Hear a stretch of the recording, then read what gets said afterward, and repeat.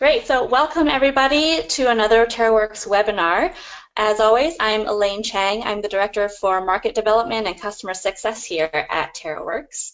And just to give a quick background on TaroWorks, we provide offline mobile CRM tools to allow for social enterprises working in places with poor connectivity to log activities and access information and make decisions the same way as those companies operating in places with perfect connectivity. One of the main functions that a CRM or a customer relationship management system does is allows for people to log sales activities against a recurring customer, which is often an important part of what field staff at social enterprises do just in very remote areas. Specifically, we're seeing this need from off-grid solar companies because tracking sales and distribution are such a big part of that business. So sometimes companies are tracking sales or distribution of different parts of a large system, like in Ilu, Mexico, and sometimes they're selling multiple items to a household, like what Solar Sister does. So today, we're excited to be joined by David O'Connor. He's Solar Sister's Chief Operations Officer, based in Washington, D.C., and has been leading and growing their operations for, I think, over 7 years now. David, correct me if I'm wrong. And he'll be sharing how they've been able to digitize these sales operations throughout Uganda, Tanzania, and Nigeria. And just a quick plug, David's also recently contributed to a TaroWorks blog describing how they manage their Solar Sister agent network, which you can find on our blog site. Before I turn it over to David, I'm just going to go over a few housekeeping rules. Number one, the session is being recorded. Number two, everybody is on mute by default. And for questions, please type your question in the questions window or raise your hand and I'll unmute you. And when I unmute you, please just state your name and organization. We'll try to take the questions at the end, but feel free to pepper your questions in throughout, and if it's something urgent, I'll jump in and get that answered. So I think with that, David, welcome, and I'll hand it off to you. Okay, great. So I think everyone can hear me. Can everyone see my screen now? Show my screen. Am I good, Elaine? I can hear you, and I can see your screen now. Okay, perfect. Well, thank you very much for your introduction, Elaine, and good morning, good afternoon, everybody. So like Elaine said, I'm David O'Connor. I'm the CEO of Solar Sister. I've been in this position or similar positions essentially since the start, growing us from a nascent social enterprise in around 2010 up to where we are now. And how this presentation will work is, is Skype going to work for me? There we go, there's PowerPoint, okay. So the plan for this webinar is to kind of talk through, introduce everyone to Solar Sister's innovation, talk about our technology systems timeline, different technologies that we've used over the years, introduce our TaroWorks use case, so what we're doing with it, highlight improvements that we've seen from our TaroWorks use, and then talk about best practices for TaroWorks use.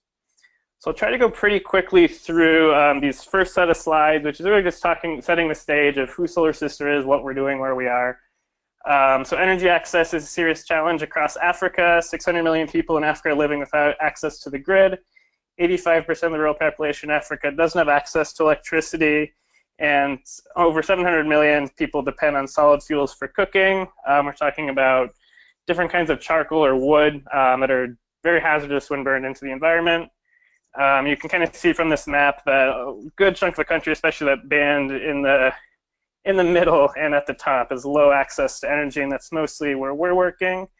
I guess just to point out on the map here, we're working in Uganda and Tanzania and East Africa, Nigeria and West Africa. Can't really, okay, I guess I can point. If you can see my pointer here, we have Nigeria and then we have Uganda and Tanzania over here. Uganda over there. So current solutions that people have for energy solutions or cooking solutions compromise health and the environment. They're an economic burden. They're expensive, low-quality energy services, high spending on cook stoves due to low efficiency. The health hazards are there's significant indoor air pollution. Picture living in a small hut is many times the case, and you're cooking over an open fire in that small hut. The roof's going to get black, and you're going to breathe all that smoke in. As a result of that, there's widespread incidence of respiratory syndromes that disproportionately affect women and girls because they're typically the ones that are cooking in these environments.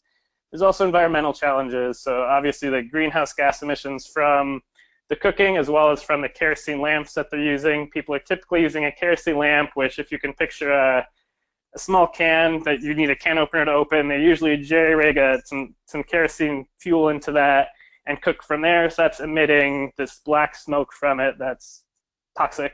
And it also is a massive deforestation challenge as people are using wood and other sources from the environment to fuel their energy needs and to fuel their cooking needs.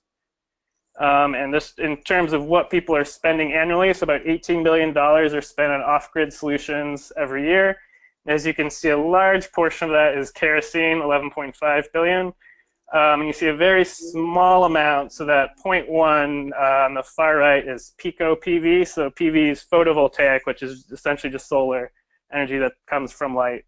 So that's right now where the amount of the market that is actually tapped and using solar clean energy products. So obviously the need is there to displace all of the products that are on the left that are much less efficient, less healthy, and less beneficial for the environment.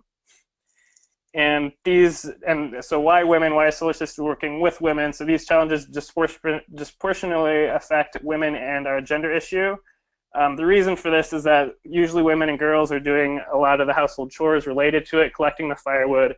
They're usually at home cooking, putting the fuel together. As a result, especially girls often have to study in the dark, and unless they have available solar lights or electricity, are constrained by expensive, dangerous, and low quality light. And consequently, girls and young women face high school dropout rate and are disadvantaged educationally and economically.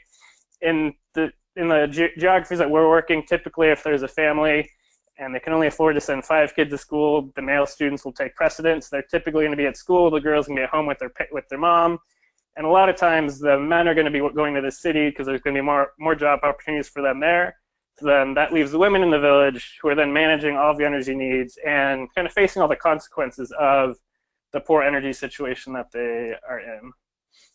And the needs of customers, and how does this translate into a tangible business opportunity? So the customer needs, so from health, they need a clean source of light that does not compromise the health of the household members.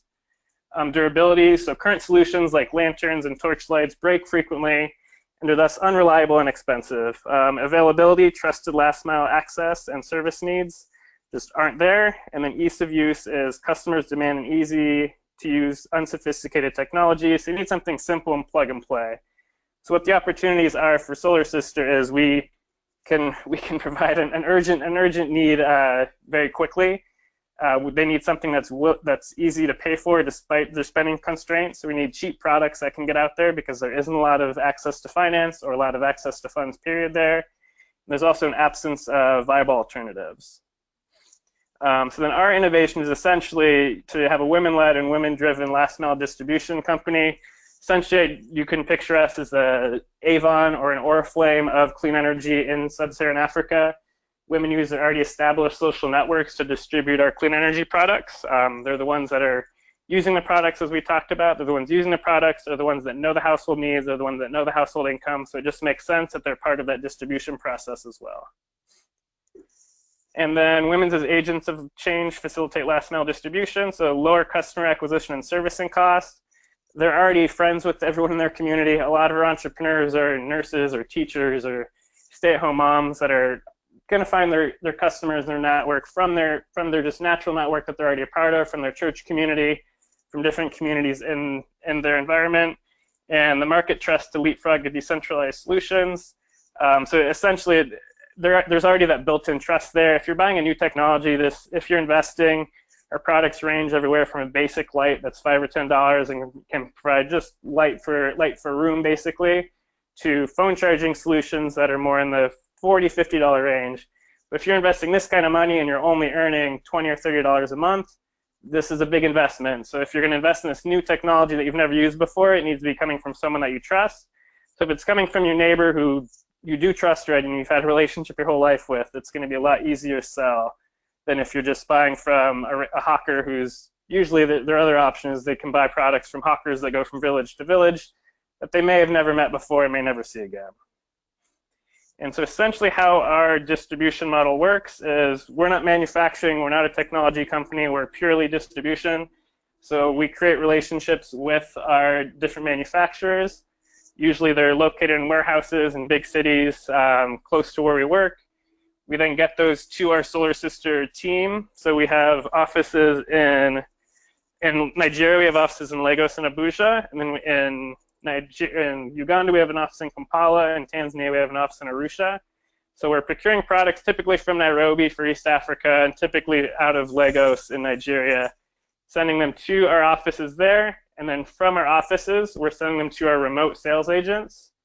I guess going a little bit into our organization's setup, so that we're a pretty lean organization. There's about 5 of us in the US. I'm employee number 3. I've been with us pretty much since the beginning. So there's 5 of us in the US, and then about 60 or 70 in our offices, pretty evenly split between the few countries that we're in. And it's typically within their offices, they have about 5 HQ staff and then about 15 or 20 remote staff. So working with most of the remote employees, we get the products from, usually the products are manufactured in China, because that's the only place that you can efficiently manufacture solar cells. They're sent across the ocean to a warehouse somewhere in Africa. We pick them up there. We send them to our team that's located in the field. Their job is to recruit, train, and support entrepreneurs in those communities. And then in turn, they distribute the product to the last mile, which is where we're working. And then the communities benefit from the solar lights and the efficient cook stoves that we're selling. This takes us a little bit through the products. I guess I talked a little bit about this. On the left, we have portable solar lamps. So these are the ones that are in the $5, $10, $15 range. These are going to provide basic light. The panel's built in, as you can see there. And then we also are providing clean cook stoves. So typically people are using what we call a three-stone fire. They'll put 3 pieces of stone together, put some wood in the middle. It creates fire. You put a pot on it, and that's how you're cooking. So these are much cleaner solutions. They have clay. They're insulated with clay. So typically they're emitting about 50% of the CO2 that would be emitted through a normal stove. So that's our clean cook stove range, and those are in the $30 or $40 range, and they make up a smaller percentage of our overall sales portfolio, but they're still important and valuable, and we do put a lot of emphasis on them. And then we also have our portable solar lamps with phone charging capability. So these are the lamps that are in the $30, $40, $50 range, and they can charge a phone.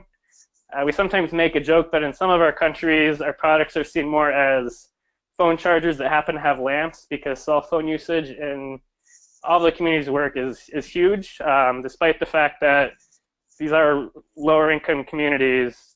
I'd say 99% of our entrepreneurs and customers have access to 1, if not 2 or 3 cell phones. In Nigeria, it's not an issue if you have a cell phone or not. It's a matter of if you have a smartphone or not and what kind it is. So it is very much, telephone use is widespread, but ways to charge it is not. So you can picture yourself living in a remote village, and then you're having to travel 20 kilometers to the closest town that has electricity in order to charge your phone.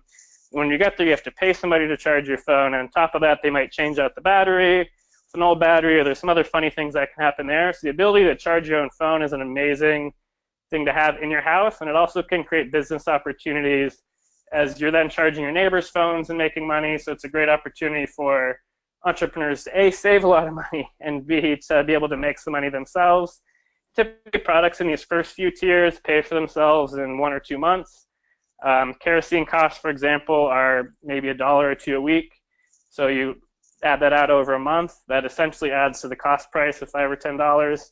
And then the phone charging products are typically within 2 months, they'll pay for themselves when you're adding in kerosene costs plus the cost of phone charging. So it is kind of a no-brainer. It's just a matter of getting the education out there to the end users, that they understand what this technology can save them, and getting them the trusted technology, which is why having our women-powered network, which is with trusted community members that they already trust, is so important for this to happen. And then almost at the end of kind of the solar system introduction piece, but then our implementation cycle. So how we actually work is we identify communities and we introduce local partners, links with local leaders and champions. A lot of the villages you work in, it's very hierarchical, where you need to go through the village leader. From there, you're introduced to different people in the community. Influential people are typically the pastor's wife or the school headmaster, something along these lines. That's usually the person that we use to enter these communities. And then from there, we have our staff go out there and introduce Solar Sisters business opportunity. This is where they have recruitment conversations, and they go through the entrepreneur application process, which we track through TaroWorks, which we'll be going through in a minute. From there, we onboard the entrepreneur. We have some just different trainings that we have: business basics, record keeping, customer care, inventory restocking procedures. From there, we have monthly sisterhood groups, and we meet with our entrepreneurs. We try to get them into groups just so it's an efficient distribution network, so our staff isn't going to have to travel to 30 different places in a month for 30 different entrepreneurs. We'd rather they travel to 5 or 6 places that each have 4 or 5 entrepreneurs. So it's more efficient for them, and it also creates a great kind of learning network for entrepreneurs to be able to learn from each other. And just then that's usually their distribution point for products as well for that month. So monthly training and monthly distribution. Our more active entrepreneurs need more than monthly distribution, so we do work out situations where we're going to go to them 2 or 3 times a month or work out some creative ways to get the products there. And then from there, we just have ongoing sensitization, just continuing to build our network and help our entrepreneurs market in their communities, have different market days or market events in their communities, just get the product and get the brand out there. And to date, we have over 3,000 Solar Sister entrepreneurs between our few countries, and about 920,000 people have benefited from our products in sub-Saharan Africa. So we're almost at that million mark, so that'll be a big celebration point for us.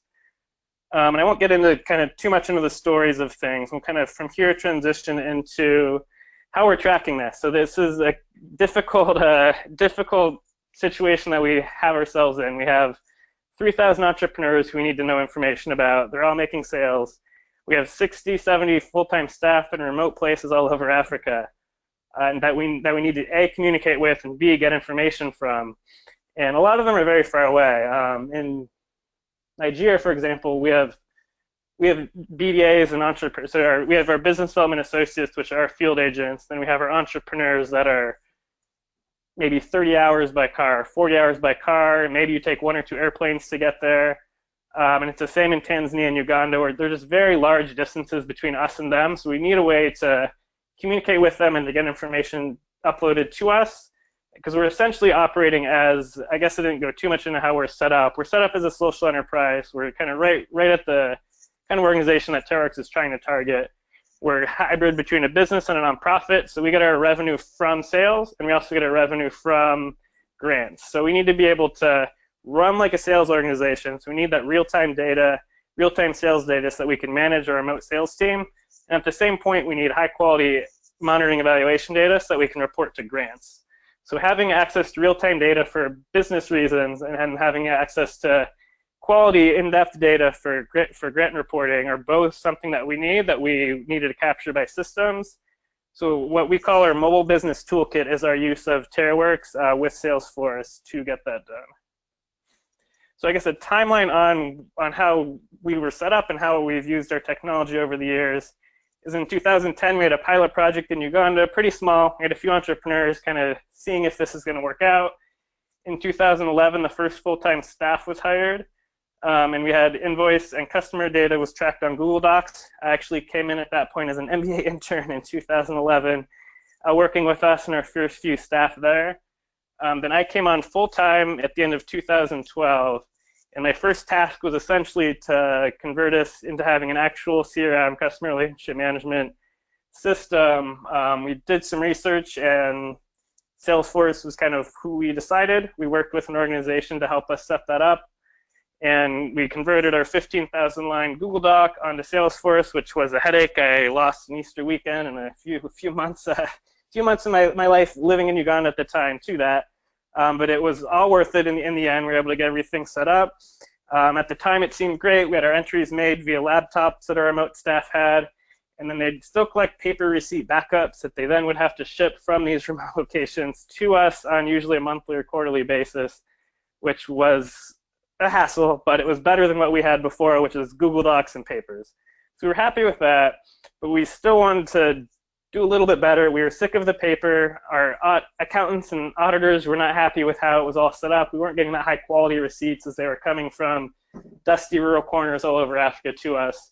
So then we were shopping around for a front-end system that could kind of alleviate some of that pain. The main things we were looking for is e-signatures was big, so that's essentially the only reason we had receipts, is we had to have signature proof that a transaction had happened between us and our entrepreneurs, that we hadn't made a sale to them. So that was a huge part of it for us. We also, extra bonuses would have been if be able to, actually another requirement is that it's being able to use offline. Lots of our staff are going to be doing their transactions in places that are in and out of connectivity. They're usually living in a town or a city of some kind that will have proper, generally consistent access to the internet or to their mobile network. But when they're in the field, they're not gonna. So that was another requirement. Another bonuses that we're looking for is if we were able to track GPS and just what the user interface would look like. We want it to be an application on a tablet so that they weren't having to carry on laptops into the field, one, and two, so that it's less of a cost for us to have a tablet over laptop. So there's lots of reasons why we're looking for a new system that kind of manages the front end and the entry side of what we're entering into Salesforce. We did some shopping, looked through everyone. Copernicus, an organization, actually had a kind of matrix of all these different solutions. So we kind of went through that, made a bunch of calls, and landed with TaroWorks. They just made the most sense for us, and kind of reasons I'll go into later. But especially since we already had Salesforce, it was a no-brainer because their system is built within Salesforce. So it just made it very easy for us to integrate since we already had so much experience with Salesforce. And they just, in terms of the cost and just where we were at and the setup, just made the most sense for us. There's the least amount of integration between Salesforce and them since they're already built in. So it just made a lot of sense for us. So about 2 years ago, I think that was July of 2015, we implemented TaroWorks for data collection and integrated it into our Salesforce build. And at this point, we had no more paper receipts. So at this point, I think that I'll jump into kind of what our system looks like. Okay, so this is my tablet here. So this is our TaroWorks homepage. I think everything should be synced and up to speed.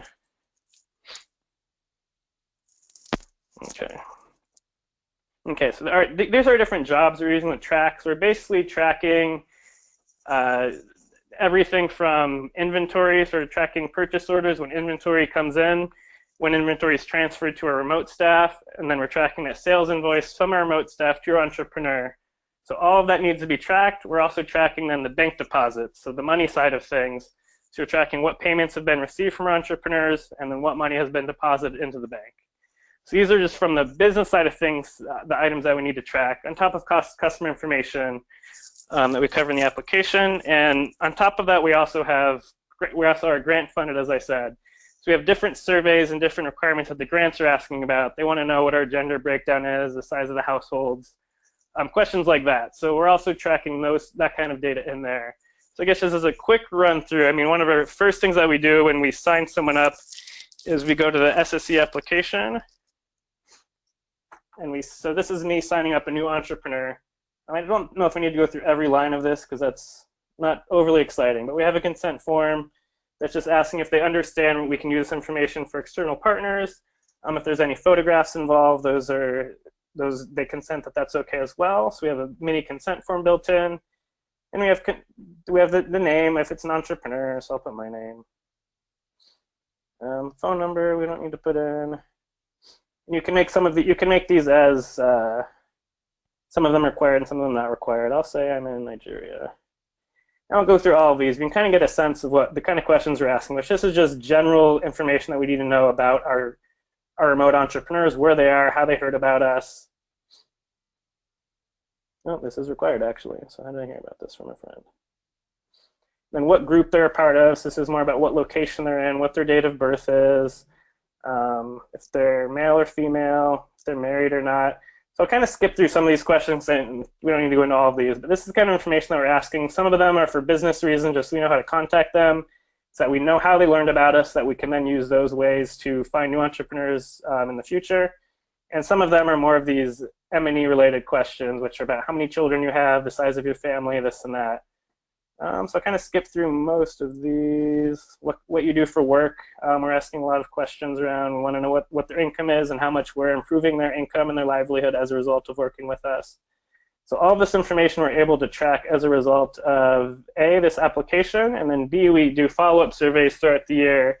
This collects our baseline data, and then the follow-up surveys collect our data as the year goes on. This application takes, if you're going through question by question, takes about 10 or 15 minutes, but every one of our entrepreneurs in our system that's signed up goes through it. Okay, lighting and cooking. Then some of the fun features here, we're tracking GPS locations. We're actually working now to set up a map that'll be on our website that'll have a list of where all of our entrepreneurs are located based on their GPS locations that they put in there. So it's a really cool tool for M&E and for kind of the M&E side of things, but also as a management tool. If our staff are just sitting in their city the whole time, we're going to know it because that's where all their GPS locations are going to be. So this also helps us manage and make sure that our staff is actually where they say they're going to be, which usually isn't an issue, but when you have 70 or so staff, there's always going to be that situation that happens. So I won't take a picture here. We take a picture of our entrepreneurs. I just took a picture of my table. Oops, it cut out. I think I pressed the wrong button. There we go. Okay, so I'll save that. I'll show you what this looks like when it gets into our system as well. Okay, and then this is obviously the big one I talked about is we're able to gather signatures. We gather a signature of our entrepreneur. Whoops.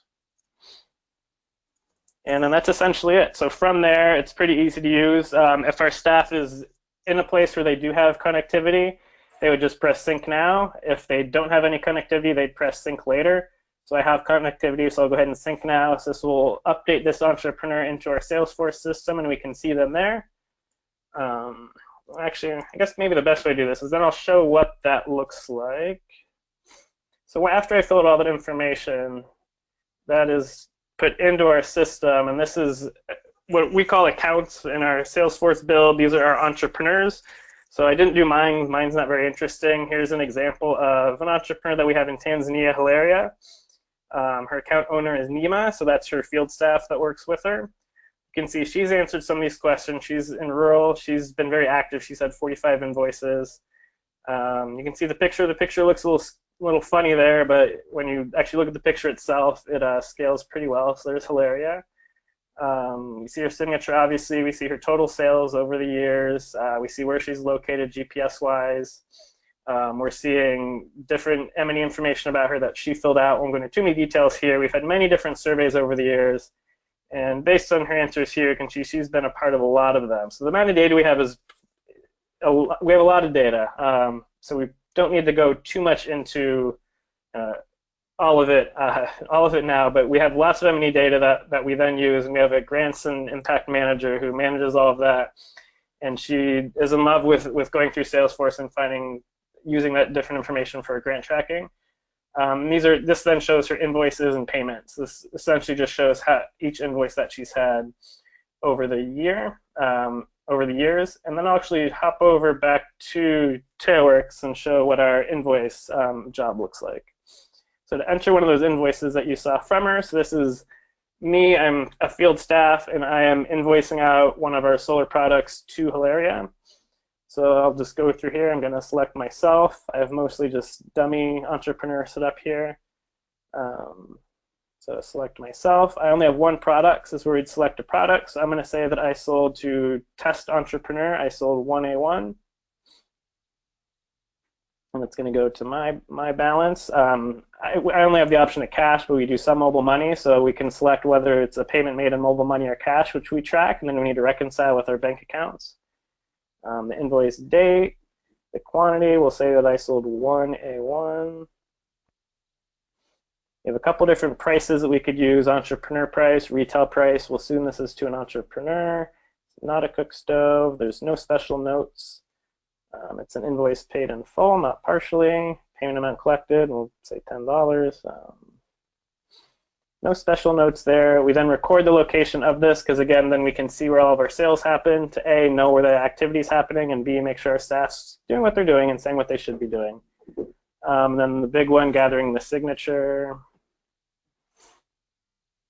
And then that's basically it for the invoice. Thanks for entering. And then what that looks like in our system then is it spits out into this invoice, for example, which is, this is actually recent. This is September 26th.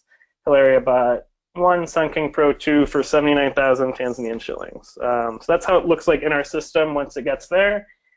And that's all in all. We're tracking our entrepreneurs, our invoices, payments. We're tracking our inventory levels. We're tracking our payment flows. We're tracking the money that goes into the bank. There's all things that we're tracking. I don't think we need to go into too much detail. But then the real fun part of this as a manager of all of this is then our dashboard. So from this, we're able to create dashboards. And we'd have a dashboard set up for all 60 or 70 of our remote staff. They're called BDAs, which is Business Development Associate. So this is one of ours in Tanzania called Marisiana, and this is her dashboard. So we're tracking ATMs, which now we're kind of getting into Solar Sister acronym land. But this is our active this month entrepreneurs. So we're tracking how many entrepreneurs she has active this month, what her sales quantity for the month is, what her sales deposits for the month are, how many recruits she has from month to month. She's been with us for a while, so she doesn't need to recruit as much. She has a good stable of entrepreneurs that are with her already. We track how many different sisterhood meetings. I mentioned that we meet monthly, so we're tracking how many people she's actually had a meeting with this month. That's all tracked in the system. We're tracking the amount of sisterhood meetings this year. We're tracking how active her different entrepreneurs are, if they're prospects, if they're active this month, if they're dormant, and needs TLC, needs tender love and care, which means they were active within the last, they're active 3 months ago, but they need to be reactivated to be put in the active this month category. I'll go a little bit more into that later. We're seeing kind of year to date what her sales have been over time in terms of revenue and then in terms of number of units sold. We're seeing this month, seeing what her invoices, payments, and deposits are, just seeing that those all match up. We want to know if our staff has cash on hand, or if a deposit carries over from month to month. We look at that with our accounting team to make sure what's happening. So all of this is very useful information for us to manage their activity and point them in the right direction, and if they're doing something wrong or right, but also just as an organization who needs to keep track of everything and make sure our money is where it is and our inventory is where it is and everything is flowing properly. We have a monthly reconciliation process that is 100% led through the Salesforce data that we have in terms of the cash that's collected and the inventory that's sent back and forth. This is just more data that really is to help them on who's active this month, who needs TLC, so who should they be calling to get active this month, where their sales have been coming from this month, and where the groups are. So this is all just different data to show them, to help them guide their monthly activities. So that's on our field staff level, and then on our country level, we have a management dashboard for our country managers that basically looks the same, just to level up. Instead of looking at remote entrepreneurs, they're looking at their field staff and seeing how many recruits they've had, what their overall sales have been. Looks like she needs to update her targets, the September target. She needs to update those for October because it's the 5th already. But at any rate, this shows kind of this bigger picture than on her level, who her top salespeople are, so what field agents she needs to get out there and work with more, who she needs to focus her attention on. We have one really strong salesperson here that we're seeing month by month. They have the most sales by far. So we have the country level dashboard that we then use, and then we also have I won't go too much into this because it's mostly just the same, just different levels. And we also have the Solar Sister Management, which this is all of our countries tied together. So this is where we can kind of compare the results of our different countries. Quantity of items sold, Tanzania always sells lots of cheap products. Nigeria and Uganda typically sell larger systems, larger products. So they typically have a lower quantity, but usually come out pretty equal when it comes to the actual sales revenue. But Tanzania loves the small products, which is the green here. But more or less, it's just the data extrapolated up a level. And this is what I'm looking at then to monitor our country performance. And this is, we're then using for our board meetings, one of which we have next week, and reporting then our big picture data to them. That's essentially how our system, how our TaroWorks system works, so how you enter it, and then what we're getting out of it. So from here, I showed you what the accounts and invoices look like. From any of these, we could look at, you can click on these reports and look at actual items. We can see what this is monthly sales by quantity. We can actually see what items, if the internet will work fast enough, see what items are actually sold to see that amount of detail. So basically, it can get as granular or as big picture as you'd like it from here. So that's essentially how it's set up. How am I doing on time? Okay, good. So that's essentially how it's set up. And so I went through the timeline and then how it's set up. And then from here, so improvements that we saw from working with TaroWorks is paperless sales tracking. This was huge for us. I used to sit in an office in Uganda that was had essentially a room full of paper receipts just in case we ever had an auditor come by. We had to have access to everything. And they would usually, an auditor would pick a sample of them, and you'd have to pull them out.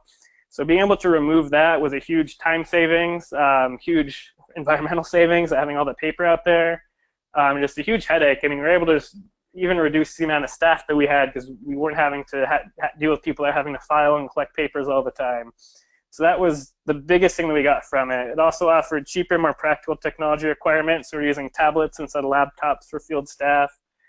The real-time tracking helped us adjust our KPIs, or our key performance indicators that we track with our team, and tie to their performance and compensation. So I guess going back to this chart, so I mentioned that ATM is active this month entrepreneur. So originally when we started, a lot of our grants are tied to the amount of entrepreneurs we have, the amount of recruits that we have. So that's what we were focusing on, is okay, let's get our staff to get lots of recruits, and because that should lead to more sales. But then by having real-time data that we're able to collect from TaroWorks, we're able to identify that if we were focusing on recruits, what would happen is we'd get someone to sign up, they'd buy one product and then disappear, and we just weren't building sustainable businesses or sustainable entrepreneurs. We're getting lots of one-off entrepreneurs that would buy a product, disappear, we wouldn't hear from them again. That's not what we were about. That wasn't our mission. Our mission is to build sustainable businesses and to really help these women build a business from nothing or from something into something that's sustainable, that they're then coming back month after month and making sales and really bringing light to their community, not just once, but month after month. So over time, we developed another metric, which is tracking level of engagement. So we're tracking, on this one, we're tracking, these are all entrepreneurs. We have prospect entrepreneurs, active this month entrepreneurs, needs TLC entrepreneurs, dormant entrepreneurs, and trial entrepreneurs. So prospects and trials basically are people that they've bought once, but they haven't made that second invoice yet. So if they're a prospect, that means they've bought once in the last couple months, so they need to buy a second time in order to be considered a true entrepreneur. And then an active this month means that they've made a purchase this month. And the other categories of needs TLC or dormant means they've purchased a couple products, but it's been either 3 months or 6 months since they've purchased last. So what we actually ended up doing is our big KPI that we're working on with our field staff is around active this month entrepreneur and then their sales revenue. So they actually unlock their partially incentive-based salaries. So they unlock their incentive only when they get to 20 ATM entrepreneurs. So once they get to 20 active this month entrepreneurs, they then unlock incentive, which is a percentage of their sales deposits that month.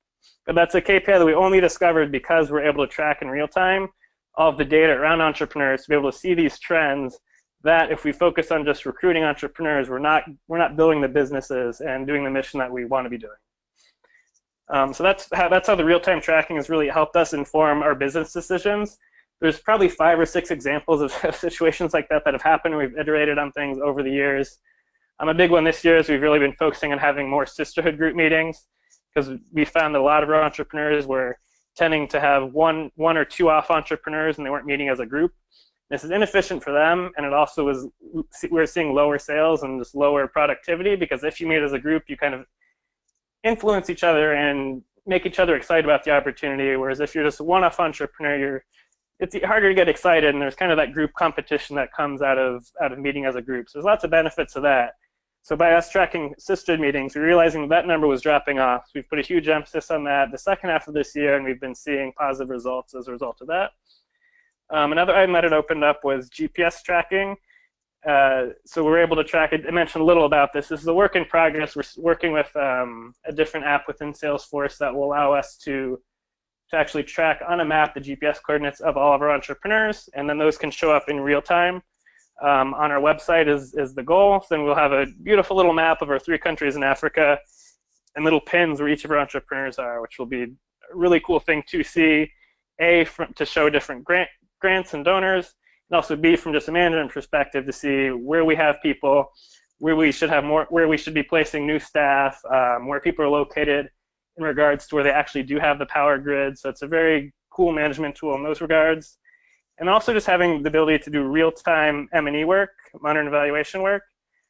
Previously, we'd have paper surveys that we'd have to send out, and it would take us, a couple weeks to go back and forth in the US, put those together in paper form, translate them into Swahili for Tanzania, where it's mostly Swahili speaking, Then from there, we'd have to roll them out. We'd have to get them all printed in the offices, then sent out to all the field agents. Then they'd have the survey filled out in paper form, get it signed, send it back to headquarters. This process of developing, rolling it out, and then actually collecting the data back and then inputting that data into the system took months. I mean, it would take 3 or 4 months just to do that. And now it's literally just me, and we have another person in the US that does our grants and M&E tracking. Me and her meet for a couple hours, figure out what the survey is going to look like, enter it into TaroWorks. Our field staff enters it, and within the matter of a few weeks, we have it.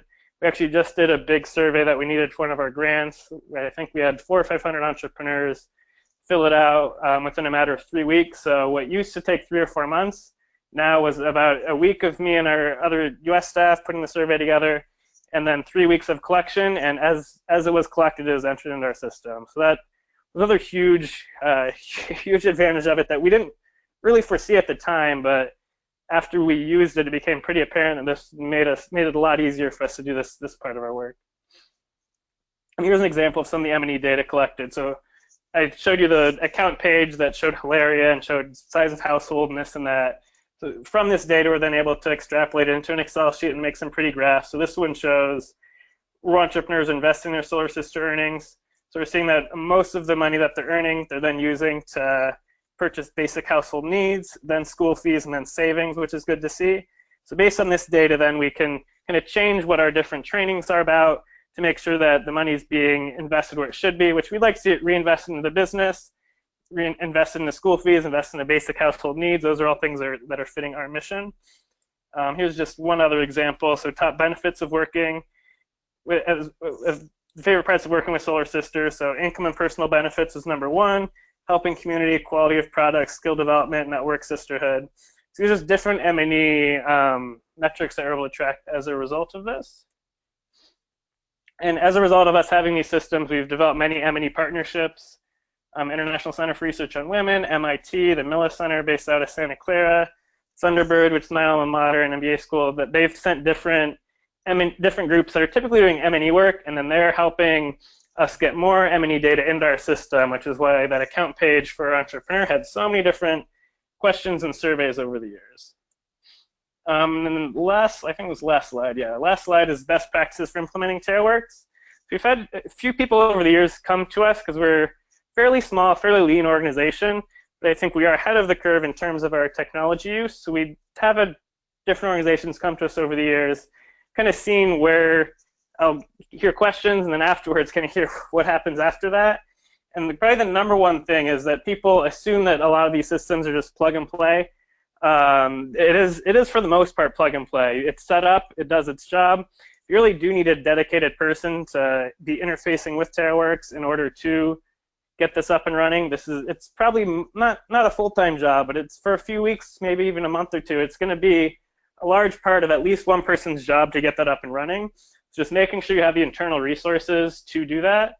And then just don't underestimate the time it'll take. I mean, it will take a few weeks, a few months, depending on how complicated your build is. I think a lot of people assume you'll just spend some money and the system will build itself. You don't have to worry about it, but it isn't the case. I mean, it's a very good platform, but it does take that time and investment on the organization side. Related to that is ongoing system support and data management. So with our team, like I mentioned, we have about 5 in US, 60, 70 in Africa. So our staff of 70 or so. It's essentially admins on the US side. I'm looking over things, and then our grants and M&E person, we're both kind of keeping the tabs in the system from the US end, just making sure that we have the data is making sense, and that it's reconciling. I'm making sure it's reconciling with our accounts, our bank accounts, and our QuickBooks. So that's a good part of my job. And we also have 3 full-time staff in each of our countries. And their job as an admin, half of their job is to basically be the in-country system admin. The other half of their job is to do inventory management and storage. So it is something that we've invested. We have essentially 5 staff who a good part of their job is working with the system. Over time, it has lessened. This went from when we first started out with just original Salesforce in 2013, it was probably 80% of my job. TaroWorks made it so that it was a lot less of my job. I'd say that systems looking over as a COO is probably 10% of my job now. It's kind of system admin work when it used to be a lot more. And I'd say that kind of the admin work from other U.S. staff is probably about the same, probably about 10% of her time, and then 50% of 3 of our in-country staff time. So it is, and obviously the training to get all of their staff up to speed. So I guess just don't underestimate the just ongoing system support that you'll need both internally, and then obviously TaroWorks provides as well. Just be creative and think outside of the box. We can get out of the system. Like I mentioned, GPS, creating real-time maps from the GPS coordinates is something we're working on now. The M&E gains that we're able to receive from that and just able to turn around M&E surveys so much quicker with much higher quality data isn't something that we foresaw, but it was a really good opportunity and it's worked out really well for us. So I think that's pretty much it. So thank you for listening. I feel like I've been talking to myself for a while, so I welcome any questions here, if anyone has any questions about anything that we've talked about. I'm trying to find my GoToWebinar. There we go. Great, David. Yeah, this go is ahead. awesome. Yeah. Thanks. Great overview. So just a reminder, please chime in with any questions that you have in the question window or raise your hand and I'll unmute you. We do have a couple questions from the audience. Susan Mahone asks, David, can you please share the app that you're using for GPS tracking that you mentioned? Yeah, it's called Map Anything. So we're just now starting to use it, so I can't give too much praise or critique either way, but it's Map Anything is the app that we're testing out within Salesforce. Okay, great. And then Tom Adamson asks, what percent does it all cost as a percentage of sales? I assume sort of he's referring to the business system, so Salesforce and TaroWorks. Okay, so that's a tough one. So let me try to think, kind of give a rough number. I mean, it's a pretty small percentage. I mean, I'd say our systems, because we have Salesforce and TaroWorks licenses and sales. I mean, we're talking in the like 1% of our sales range. It's pretty small in the big scheme of things. Okay. And that's just for that's just kind of for maintenance. I'd say for like introducing it, like developing the systems, it'd be a little more. But if we're just talking about now that we're up and running, it's 1-2%. Great. Question from Penelope Smith: how do you handle local tax receipt requirements in Tanzania or other countries? Good question. So yeah, so Tanzania, they have a complicated tax situation that the current administration has started out. So thankfully, most of so we actually stopped selling cook stoves as a result of that there. So the solar products aren't taxed. So there's I guess to kind of go big picture, it sounds like, I didn't catch the name, but it sounds like she's working in Tanzania. But in Tanzania, there's this new law where you have to, every item that you sell, you have to go through this complicated process where there's a special machine that you have to set up in your office to track all of the sales. So up to now, solar sales haven't been as a part of that as much, but we have been hearing word that we're going to have to follow that a little bit more closely. So our plan is to track that through our headquarters, and then we'll have the tax machine there, and then we'll work on that before we send out to our field staff. And then we'll be using the receipts that we're receiving that are inputted into TaroWorks, into Salesforce, with the signatures will be then what's given to the Tanzania revenue authorities in order to track those.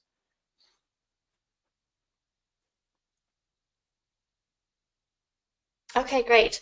And then I had a couple of questions as well. You mentioned that in your timeline, your solar sisters were still collecting paper receipts, and then you switched off of it. I think a question that we get often is around change management, and when you introduce a system like this, how do you get especially with such a large group as your entrepreneurs, how do you get them all on board and make that switch away from paper? I mean, for our field staff, they loved it because they didn't want to have to deal with shipping this paper back and forth. For entrepreneurs, it was an adjustment. I guess it varied very much from country to country. Nigerians are much more more fluent in general there. They're used to different forms of technology, so it wasn't too much of an issue there. But having to actually sign a tablet instead of signing a paper receipt was a little bit jarring. In Tanzania, there's a lot of people love following rules there, and they're very used to signing contracts and papers, and that's what you're used to doing. So doing it electronically was a bit of a shift, but it happened fairly naturally. I can't say there's a special sauce to it. I think our staff, obviously, I'm not Tanzanian, our staff understands their communities and understands how to communicate this message to them. It was a process that did take, I remember the first couple months we had some entrepreneurs that weren't too comfortable doing this, but over the course of a month or two, all those problems seem to disappear, and it's not something I've heard about or has touched my radar since then, 2 years ago. So it happened pretty naturally, but it is definitely something that our staff had to consciously work their way through. Okay. So would you say it was sort of they had kind of a country level plan because they're so different? Okay. Yeah. Each country manager kind of knew how to. It was a conversation I had with each country manager and how we'll kind of manage that. Some of them it was more formal than others. Like I said, in Nigeria is pretty informal and happened very naturally. In Tanzania, our country manager did have to kind of go through a protocol of, okay, if you are getting pushback about this, this is how we're going to explain it to them. So it was very much tailored per country based on the feedback they were getting. Great. And then you had mentioned, again, going to the timeline, that you had started piloting in Uganda. I think a lot of organizations, when they first start off with a system like this, they do tend to pilot. What would you say what were you looking for during that pilot, and are there any best practices for other people who might want to start piloting and testing out a system?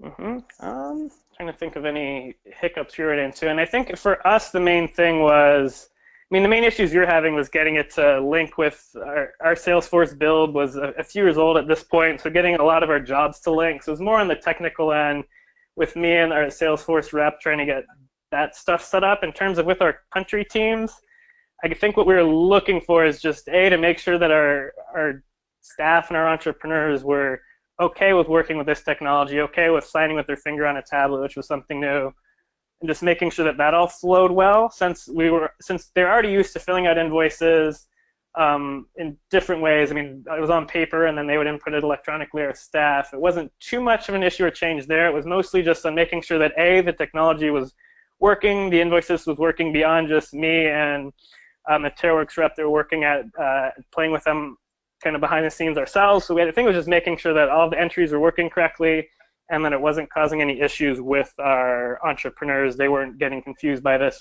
or running away from the technology. Great. Let's see. You had mentioned also that you're already using Salesforce for TaroWorks.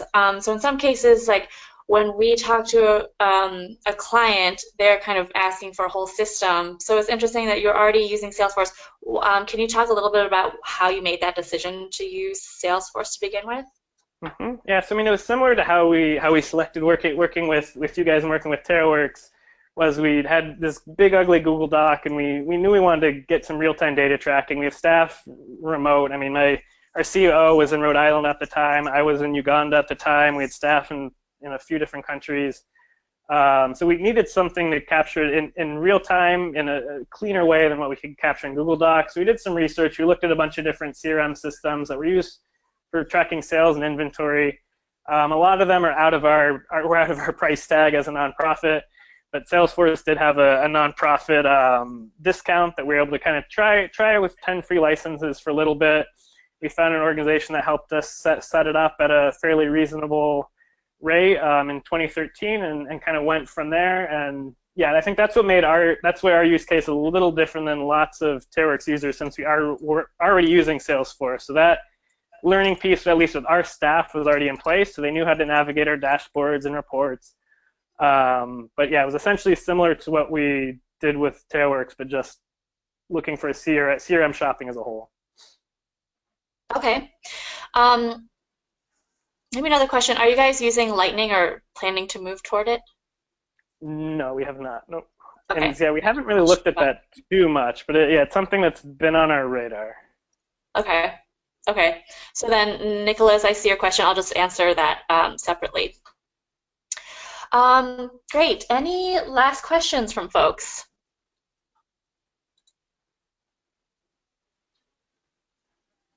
I think that might be it. Cool.